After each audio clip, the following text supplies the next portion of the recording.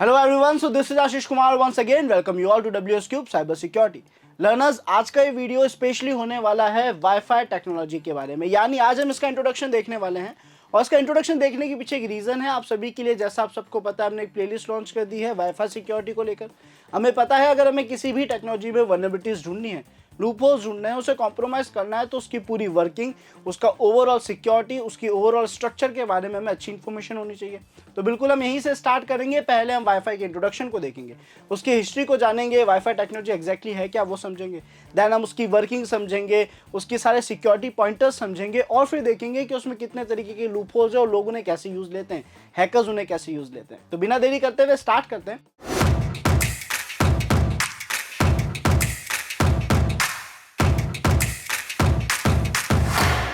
Before starting learner, अगर आप ढूंढ रहे हैं WSCH यानी WS क्यूबटेक के सर्टिफाइड एथिकल हैकिंग बैच को, जिसमें आप एक्सपीरियंस मेंटर की गाइडेंस में लाइव जूम क्लासेस के जरिए हर एक टॉपिक को प्रैक्टिकली परफॉर्म कर पाते हैं, अपने डाउट्स, अपनी प्रॉब्लम्स, अपनी एरर्स रिजॉल्व कर पाते हैं, और मेंटर की गाइडेंस के साथ अपने करियर को साइबर सिक्योरिटी एथिकल हैकिंग में सिक्योर कर पाते हैं। और इतना ही नहीं लर्नर्स, आपको कोर्स कंप्लीशन सर्टिफिकेशन के साथ मिलेगा 12+ असाइनमेंट्स, 3 बड़े प्रोजेक्ट्स, जो कि आपकी ओवरऑल प्रैक्टिकल स्किल्स को इंप्रूव करने में काफी मदद करेंगे। हर एक टॉपिक की चीट शीट्स और नोट्स भी आपको वहीं पे साथ में मिलेंगे। सो ओवरऑल आपके लर्निंग एक्सपीरियंस को बेटर बनाने के लिए, आपके स्किल्स को बेटर लेवल पे शार्प करने के लिए और कंप्लीट साइबर सिक्योरिटी पार्ट को प्रैक्टिकल सीखने के लिए आप लोग अभी नीचे दिए गए इस लिंक पे क्लिक करके एनरोल कर सकते हैं WSCH में। सबसे पहला सवाल हमारे मन में आएगा कि सर वाईफाई एग्जैक्टली है क्या। तो वाईफाई और कुछ नहीं, एक वायरलेस टेक्नोलॉजी है जो वर्क कर रही है लैन में। लैन का मतलब यहाँ पे है लोकल एरिया नेटवर्क। अब लैन जो है लोकल एरिया नेटवर्क, उसका क्या कहना है कि सर एक ऐसा नेटवर्क जिसमें 5-10 सिस्टम्स आपस में जुड़े हुए हैं कम्युनिकेशन करने के लिए। तो यहाँ पे हमारे पास 5 से 10 या 15 से 20 या मैक्स टू मैक्स आप 50 सिस्टम मान सकते हैं। लेकिन ये सारे सिस्टम्स के बीच में जो नेटवर्क क्रिएट हुआ है वो एक छोटी सी रेंज में क्रिएट हुआ है। एक रेंज जिसमें केवल वो लोग ही आपस में बात कर सकते हैं। इन मशीन से कोई भी दूसरा यूजर, कोई भी दूसरी मशीन जो यहाँ से दूर बैठी है, किसी दूसरे स्टेट में बैठी है, सिटी में बैठी है, वो इससे कम्युनिकेट नहीं कर सकती। तो इस छोटी रेंज को हम लैन कहते हैं। और इस लैन में बातचीत करने के लिए जो टेक्नोलॉजी हमारे काम आ रही है वो है हमारा वाईफाई, जिसे हम कहते हैं वायरलेस टेक्नोलॉजी।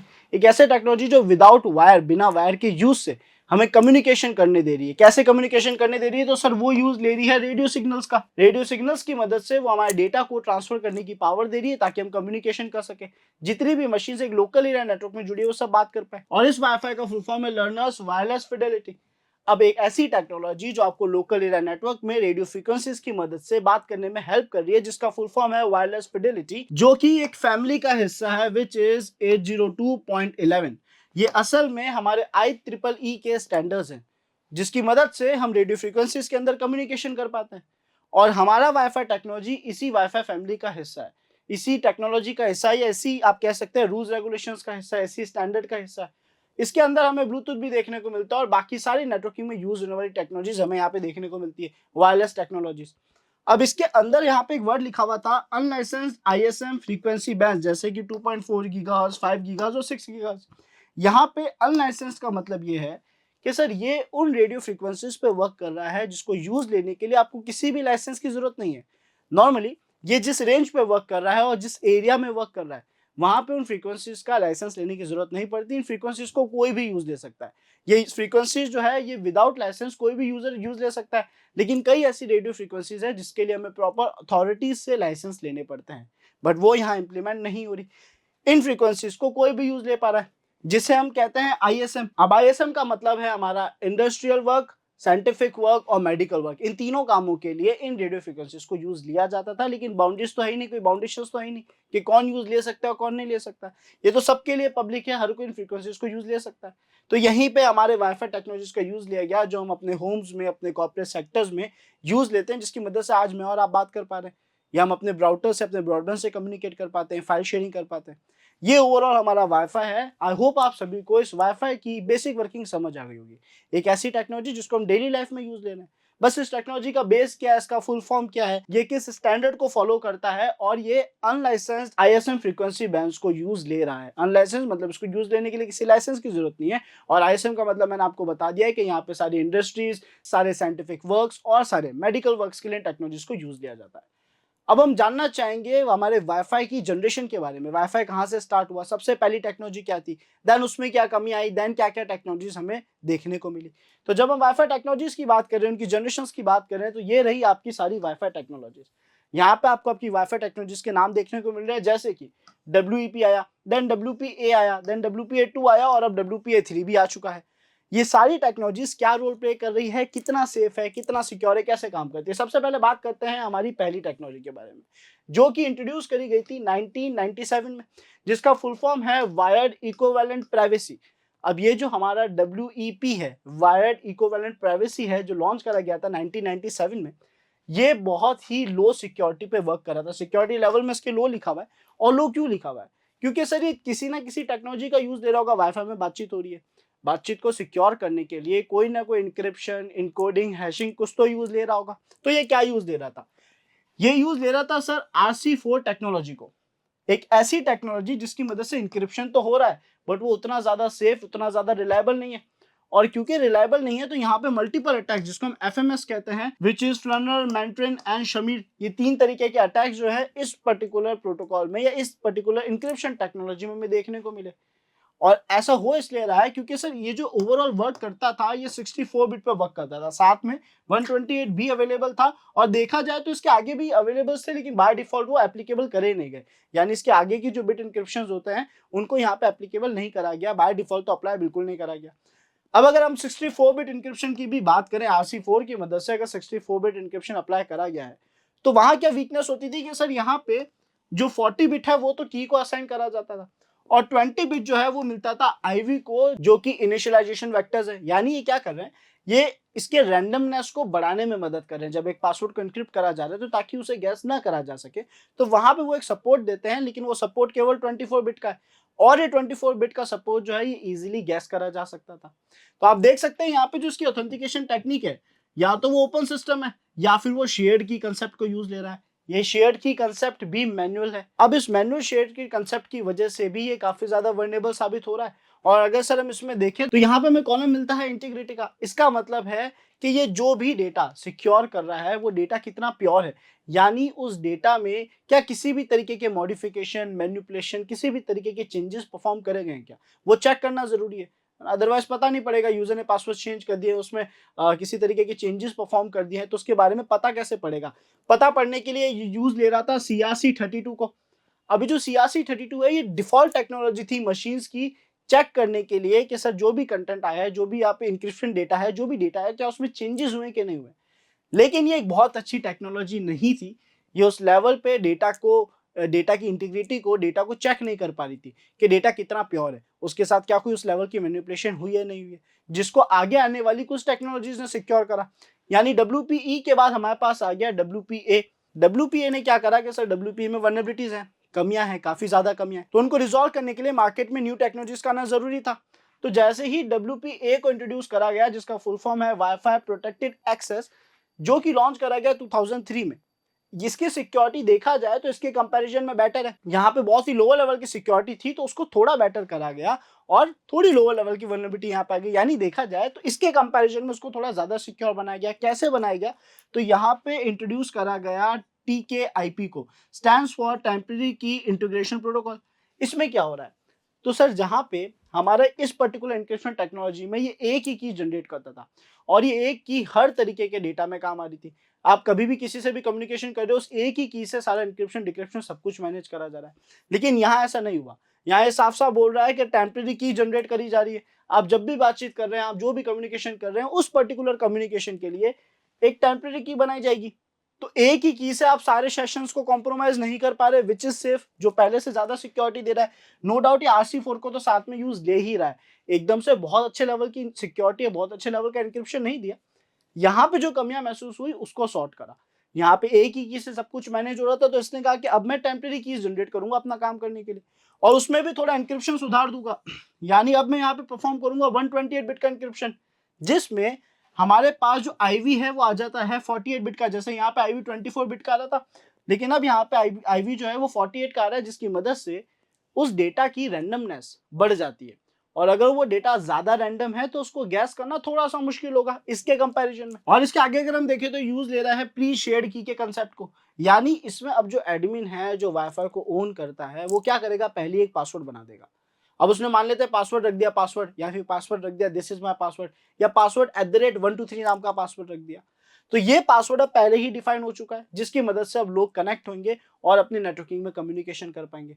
बट यहाँ भी लूप होल्स हैं, यहाँ भी कमियां हैं, वो ये कि सर अब यूजर जो पासवर्ड बना रहा है वो उस लेवल पे सेफ और सिक्योर नहीं बना रहा, जिसकी वजह से अब यहाँ पे multiple types of attacks perform किए जा सकते हैं। जैसे यहाँ पे ब्रूट फोर्स करा जा सकता है। अगर पासवर्ड वीक है तो ब्रूट फोर्स अटैक बहुत अच्छा रोल प्ले करेगा। डिक्शनरी अटैक, जिसमें कॉमन वर्ड्स होते हैं, कॉमन पासवर्ड्स होते हैं, वो अटैक्स यहाँ पे इजीली पासवर्ड क्रैक कर पाएंगे। तो इसकी भी सिक्योरिटी आनी जरूरी थी। ऑल्दो इसके बारे में आगे पढ़ते हैं। तो सर यहाँ पे MIC को यूज लेना स्टार्ट कर दिया गया। MIC क्या, MIC है माइकल्स मैसेज इंटीग्रिटी चेक, यानी यहाँ पे एक लेयर अप का इंटीग्रिटी चेकर लगा दिया, जो क्या कर रहा है सर, वही डेटा की जो ओवरऑल प्योरिटी होती है, डेटा कितना सही है, यानी डेटा में क्या कोई मॉडिफिकेशन चेंजेस हुए कि नहीं हुए, उसको अच्छे लेवल पे चेक कर रहा है। और एक बार में 64 बिट पे वर्क कर रहा है, विच इज गुड, जो अच्छे लेवल पे काम कर रहा है। तो सर यहाँ पे इस टेक्नोलॉजी को सिक्योर करा गया, यानी हमारे पास जो WEP था उसको और सिक्योर करा गया WPA में। बट WPA में जब लूपहोल्स देखने को मिले कि वहां पे डी ऑथेंटिकेशन अटैक्स हो सकते हैं, वहां पे जो ब्रूट फोर्स अटैक्स है वो फिजिबल है, पासवर्ड्स को क्रैक करना बहुत ज्यादा डिफिकल्ट नहीं है, एक NG की मदद से पासवर्ड्स क्रैक करे जा सकते हैं। तो इसको और आगे कंटिन्यू करा गया, इस टेक्नोलॉजी को और सिक्योर करा गया। हमारे पास आ गया WPA2, जो देखा जाए तो आज के टाइम पे बहुत ज्यादा यूज हो रहा है। अब इस WPA2 में क्या क्या टेक्नोलॉजीज वर्क कर रही है और ये किस लेवल तक सेफ है। तो WPA2 में हम बात करें तो इसका फुल फॉर्म है वाईफाई प्रोटेक्टेड एक्सेस 2। इसको लॉन्च करा गया 2004 में। और यहाँ पे इसकी सिक्योरिटी इन तीनों के कंपैरिजन में, इन दोनों के कंपैरिजन में थोड़ी बेटर है ना। इसको हाई लेवल की सिक्योरिटी दी गई है कि सर इसकी सिक्योरिटी जो है वो थोड़ी हाई लेवल की है। अब इस हाई लेवल में क्या हो रहा है, क्यों सिक्योर है ये, तो यहाँ पे यूज लिया जा रहा है AES इंक्रिप्शन को। अब ये जो AES है इसके बारे में आपने सुना होगा कि व्हाट्सएप भी ये कहता है कि वो AES 256 बिट इंक्रिप्शन को यूज ले रहा है, जो एक बहुत अच्छे लेवल की इंक्रिप्शन टेक्नोलॉजी है, क्योंकि इसके जरिए इंक्रिप्ट करा गया डेटा बहुत बेटर लेवल पे सेफ होता है। वहां पे ब्रूट फोर्स करना नियर टू इम्पॉसिबल हो जाता है, बहुत ज्यादा मुश्किल हो जाता है। तो ये उस टेक्नोलॉजी पे वर्क कर रहा है। और इसमें जो साथ में यूज ले रहा है ये CCMP, जिसका फुल फॉर्म है countered mode with CCM and MAC। अब इसमें हो क्या रहा है, ये एक ऐसा प्रोटोकॉल है जो डेटा इंटीग्रिटी को बहुत अच्छे से मैनेज कर सकता है, यानी जो ओवरऑल इंक्रिप्शन है वो भी अच्छे से मैनेज कर रहा है, और जो डेटा को चेक करने का प्रोसेस है कि क्या उसमें कोई मॉडिफिकेशन हुए या नहीं हुए, वो भी ये बहुत अच्छे से मैनेज कर रहा है। आप यहाँ पे देख सकते हो CCMP विथ AES बहुत अच्छे लेवल पे डेटा की ओवरऑल वर्किंग, डेटा की ओवरऑल सिक्योरिटी, प्लस क्या उसमें किसी भी लेवल पे कहीं पे भी किसी भी तरीके के मॉडिफिकेशन हुए या नहीं हुए, उन सारी बातों का ध्यान रख रहा है। और यहाँ अगर आप देखें तो प्री शेयर की का कंसेप्ट इसमें भी है। आज हम WPA2 वाईफाई जितने भी लोग यूज ले रहे हैं, हम यही तो कर रहे हैं। हम एक पासवर्ड पहले बना देते हैं, जिसको भी उस पासवर्ड की जरूरत है या जो भी उस नेटवर्क से कनेक्ट होना चाहता है, हम उससे वो पासवर्ड शेयर करते हैं और वो उस वाईफाई से जुड़ के कम्युनिकेशन कर पाता है। तो सेम कंसेप्ट प्री शेयर की का यहाँ भी यूज लिया जा रहा है, यहाँ भी यूज लिया जा रहा है। और सर ये नो डाउट 802.1x के प्रोटोकॉल को, यानी IEEE स्टैंडर्ड्स को फॉलो कर रहा है विथ EAP, जिसका फुल फॉर्म है एक्सटेंसिबल ऑथेंटिकेशन प्रोटोकॉल। एक ऐसा प्रोटोकॉल, एक ऐसा आप कह सकते हो इंटरफेस, एक ऐसा स्ट्रक्चर जो डिजाइन करा गया ऑथेंटिकेशन प्रोसेस को मैनेज करने के लिए। नेटवर्किंग में होने वाले आधे से ज्यादा कम्युनिकेशंस में जब ऑथेंटिकेशन करने की बात आती है तो वहां पे EAP बहुत इंपॉर्टेंट रोल प्ले करता है। तो इस तरीके से WPA2 जो टेक्नोलॉजीज अब तक हम यूज ले रहे हैं उसने लेयर ऑफ सिक्योरिटी को इंप्रूव करा। यहाँ पे इंक्रिप्शन अच्छा लगा दिया, जो साइज थी बिट इंक्रिप्शन की वो बढ़ा दी, और ऐसा करने की वजह से हमारा कम्युनिकेशन काफी सिक्योर होता गया। लेकिन अब और सिक्योरिटी की जरूरत थी, क्योंकि the authentication, brute force attack, evil twin, ऐसे मल्टीपल अटैक्स अभी भी वर्क कर रहे हैं। तो इनसे बचने के लिए क्या करा जाए, तो हमारे पास आ गया WPA3। WPA3 का आगे कुछ वीडियोस में हम बहुत डिटेल लेवल पे देखने वाले हैं, क्योंकि अब वो करंट टेक्नोलॉजी बनने वाली है हमारी। तो इस टेक्नोलॉजी में किस लेयर की सिक्योरिटीज है, किस लेयर की कमी है, उसको हम बहुत डिटेल में देखेंगे। फिलहाल एक क्विक इंट्रो ले लेते हैं कि WPA3 का फुल फॉर्म है वाईफाई प्रोटेक्टेड एक्सेस 3। इसको लॉन्च करा गया 2018 में, जो कि फिलहाल कंप्लीटली लॉन्च आप कह सकते हो, कंप्लीटली इंप्लीमेंट जो है प्रॉपर नहीं हुआ है, हर जगह पे प्रॉपर यूटिलाइजेशन इसका चालू नहीं हुआ है। बट इसकी सिक्योरिटी इन सबके कंपैरिजन में सबसे ज्यादा मानी जा रही है, वेरी हाई मानी जा रही है। और क्यों मानी जा रही है, क्योंकि सर इसमें AES CCMP और AES GCMP कुछ ऐसे प्रोटोकॉल्स जिसकी मदद से इंक्रिप्शन और बेटर लेवल पे आ सकता है, उनको यूज लिया जा रहा है। उन एल्गोरिथम्स को, उन साइफर्स को यूज लिया जा रहा है ताकि हमारा ओवरऑल कम्युनिकेशन बहुत ही बेटर लेवल पे सिक्योर हो सके। और खास बात यह है कि सर यहाँ पे अगर आप की प्रोसेस देखेंगे कि ये यूज ले रहा है PMF को। अब ये PMF क्या है, PMF जिसका फुल फॉर्म है प्रोटेक्टेड मैनेजमेंट फ्रेम्स, ये एक ऐसी टेक्नोलॉजी है जिसकी मदद से हमें और बेटर लेवल की सिक्योरिटी मिली। कहाँ-कहाँ से सिक्योरिटी मिली है, किन वल्नरेबिलिटी से सिक्योरिटी मिली।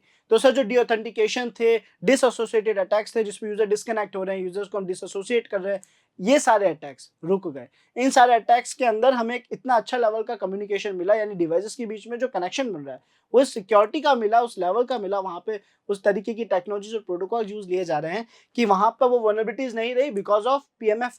और साथ ही साथ यहाँ पे इंटीग्रिटी चेक के लिए SHA-2 को यूज़ लिया जा रहा है। तो ओवरऑल लर्नर्स ये था हमारा generations of wifi, introduction to wifi. तो आई होप लर्नर्स आप सभी को हमारे कंसेप्ट जिसमें हमने वाईफाई को समझा, ओवरऑल उसकी जनरेशंस के बारे में देखा कि कौन-कौन सी जनरेशंस में क्या सिक्योरिटी थी, क्या लूपहोल्स थे, जिनको आगे चल के हम और डिटेल में देखने वाले हैं, प्रोटोकॉल्स की वर्किंग और डिटेल में देखने वाले हैं।